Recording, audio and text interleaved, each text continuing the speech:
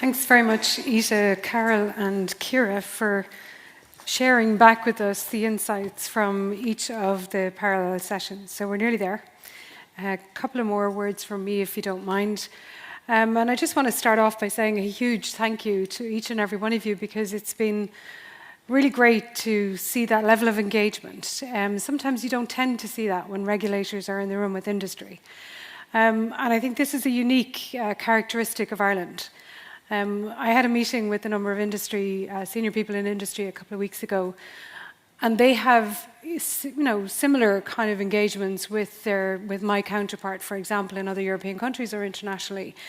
But they don't get that level of engagement. There isn't a listening environment. There isn't a learning environment. And I hope today you recognize that we are listening and that we really do want to learn. But we can't learn in isolation. You can't learn in isolation. We can't. We can only learn together. And really, by learning together, we can really tackle some of these challenges and turn these into significant opportunities. At the Food Safety Authority of Ireland, our vision is safe and trustworthy food for everyone. And while we are internationally recognised as having very safe food, that said, we should never become complacent. Today really has given us an opportunity to really strengthen that other part of our vision around trustworthiness of our food. And trustworthiness of our food for everyone, those consumers here in Ireland and indeed those consumers in 180 markets across the world. The task force team has been in place just a year now, so happy birthday.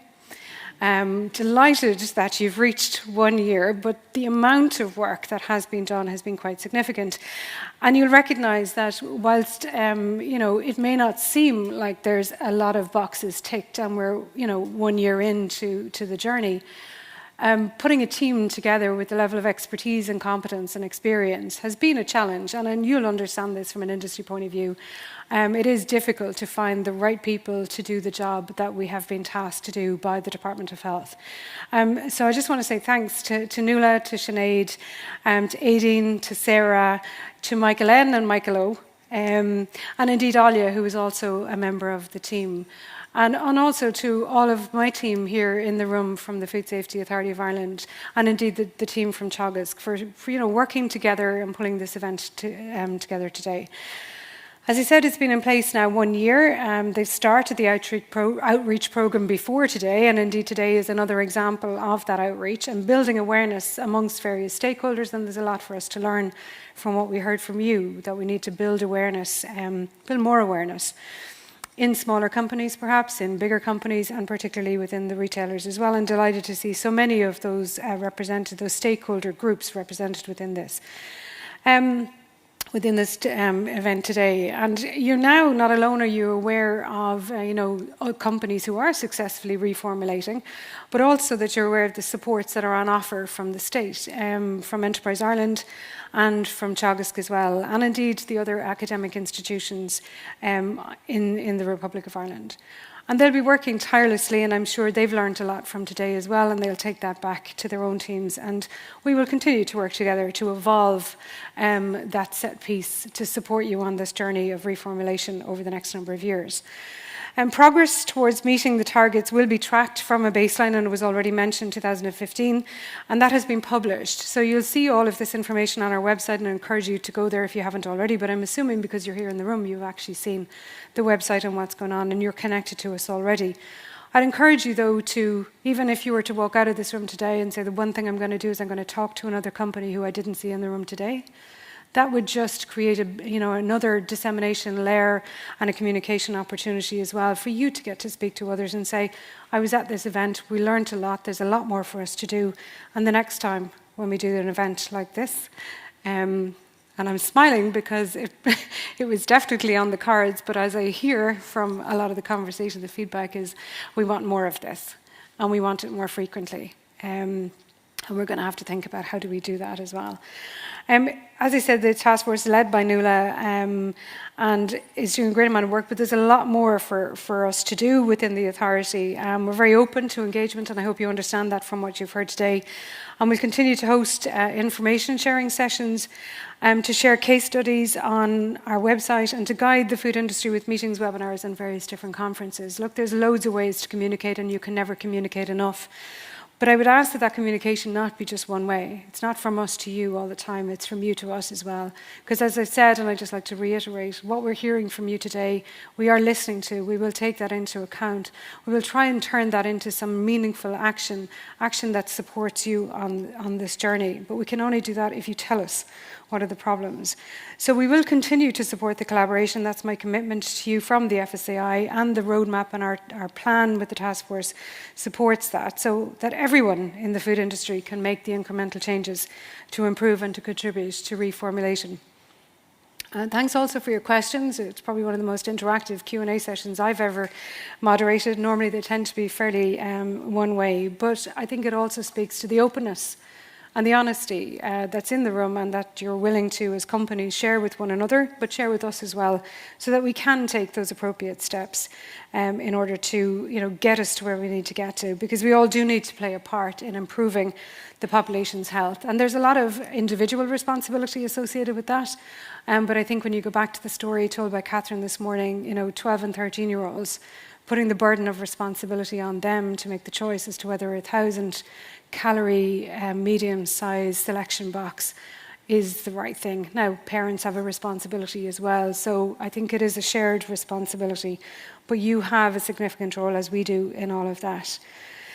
From the interactions in the room today, I can see that networks have been established. I always love coming to these because I get an opportunity to really listen and meet people in the industry and really learn from some of the things that you're experiencing. And then trying to figure out, how do we as a regulator turn what we're hearing into something that's going to support you?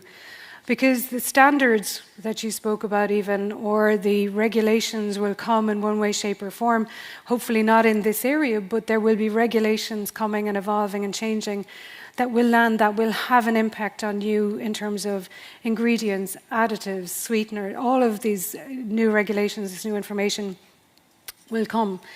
And it is important for us to create the opportunity to communicate those with you, but equally to understand, some of those new ingredients that you might have heard about, that you might be investigating, you might be doing a little bit of work in your research lab or with an academic community. The sooner we know about those innovative ingredients that you're thinking about using in your products, the better for us, because as I said earlier, the experts within the FSAI are in Brussels very regularly, engaging with the legislators in Brussels, who are going to set the legal framework within which you're going to have to operate into the future. So if we know what it is you want to put on the market, then we have a better chance of making sure that that legal framework is fit for purpose and facilitates and enables innovation to get to market, to get to consumers who really need these products. We hope you see this as a great opportunity for your companies and organisations, and that you can see the future potential of food reformulation for your organisations, but also for the general public, for our families, our friends, our colleagues. And before you even get home, and probably before you even manage to swipe down on your phone, you will have received an email. And in that email, you will have a link. It's a link to a survey, an evaluation survey. I think I mentioned to a few of you over lunch. Please, please, please take the time. It doesn't take it long just to fill in that. Give us your feedback. If we're going to make these a more frequent event, we need to make sure they're meaningful and that we're really getting value for the investment of the resources that are required to run these events. We're really technologically savvy here, so you can also do the QR code, so you should all be putting your phones up there and scanning this, so you can fill it in even before you leave the room. But we really would appreciate that insight, that feedback, because it will really make a difference to us, because we really have listened intently to what you have said today. And we'll continue to try and understand your challenges as we face into the future, but we'll equally try and make that understanding clear as well to those in government who are obviously setting the policy framework and who will be making decisions around to legislate or not into the future. So to that effect, we offer an open invitation to the food industry to come to us for support. I think that open opportunities, and I'm sure, Jim, you'll be getting lots of requests for products and applications, two-page overviews to have a look at. Shay, I'm sure you'll have a lot of people knocking down the door of the Prepared Consumer Food Centre. So get ready, because I think there's going to be, hopefully, a movement of companies coming to you to really access the state supports, both from a financial point of view and indeed from a technical point of view that will help them get this over the line.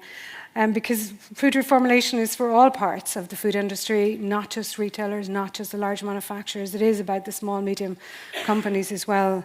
And as I said earlier on, I mean, we in Ireland, because we have such a growing, innovative, highly energised food industry, we have a huge opportunity to influence globally. And wouldn't it be great if we were able to say, not alone do we have the safest food in the world coming off this island, but we have the most nutritious and the healthiest food as well, and it's sustainably produced. Wouldn't that be a really wonderful story to be able to tell, and not just to tell the story, but to provide the evidence to support it?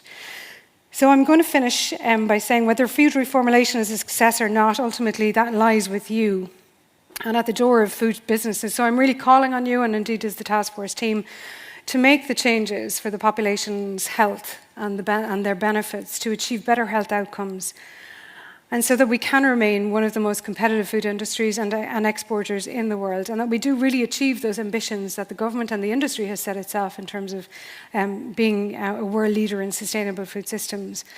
And I go back to remind us all that sustainable food systems is not just about economic sustainability, it's about environmental sustainability. But I would say, very importantly, it's about social sustainability, and within that is the opportunity really to shine a light on the opportunity to provide healthier food for a healthier population.